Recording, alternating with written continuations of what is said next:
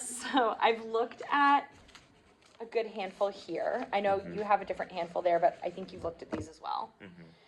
I actually have a pile of 1, 2, 3, 4, 5, 6, 7 not yet, and 1 almost.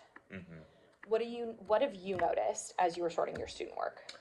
I've noticed there's a good amount of missing important details. Like what?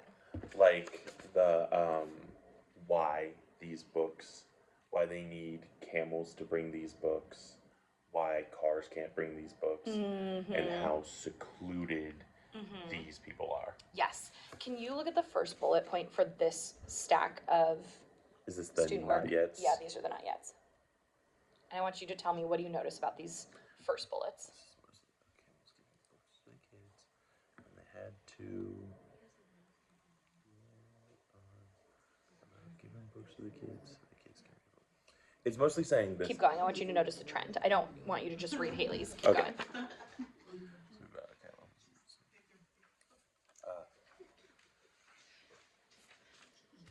You can skip Sammy's. It's same with Miguel. Theirs are wrong for a different reason. It's. What do you notice? They're doing the gist of the whole section. Essentially, they're doing the Campbells are bringing books to the kids. Yes. That's it. Yes. Why is it a problem that they're just naming the solution from the first paragraph? Because we haven't even identified what the problem is. Yeah, and that's gonna be really hard then when they get into the close read and they're gonna have to name, here's the challenge, here's the solution. Right now, kids just tell me that they only understand the solution. They don't understand why these camels are bringing the books. Yes. How are you gonna fix this gap? Let's go look at the text. Let's go back.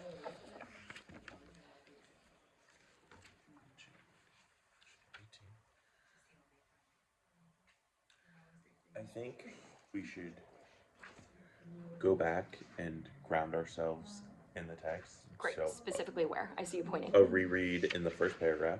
Why the first paragraph? Because the first paragraph talks about how secluded this area is, how hard it is to get there, and yeah. The next paragraph talks about why camels, but before we get there, Your we kids need to. clearly understand why camels. Yeah. Like, they actually have a pretty solid understanding of the solution. I agree that that first paragraph is where you need to dig a little deeper. So here's what I want you to do. Grab a Post-it, our elusive Post-it notes. Thank you, Mary. And I want you to list out all of the different ways that this paragraph tells us about the problem.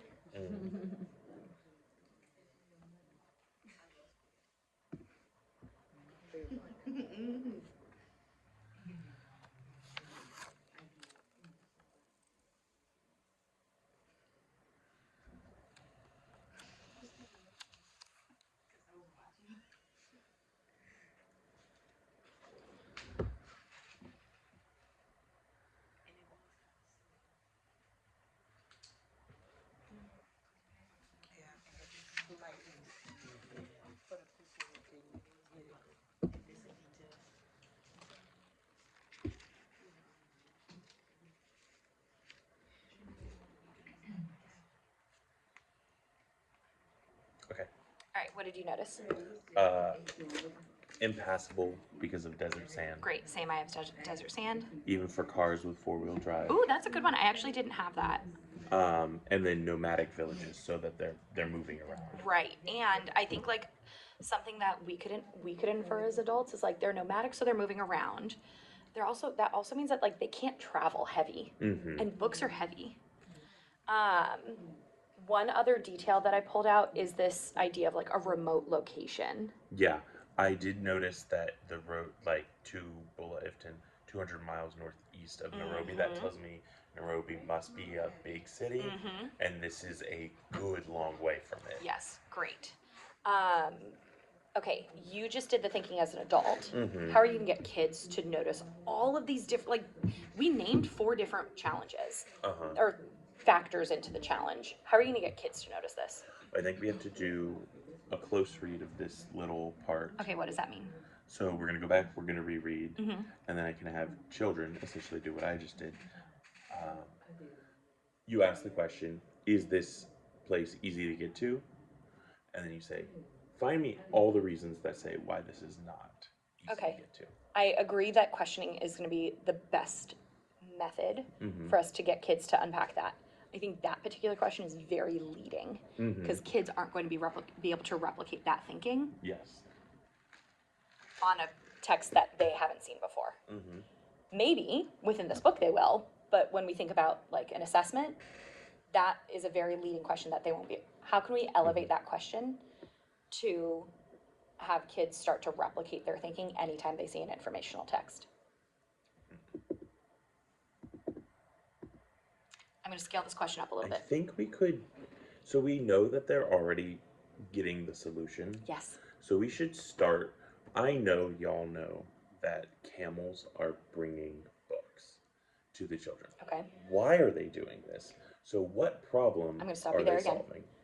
You were right on track Uh-huh. because you're naming solution. What do you notice about the text structure of these 2 pages? Problem, solution, reaction. What can be replicable for another informational text?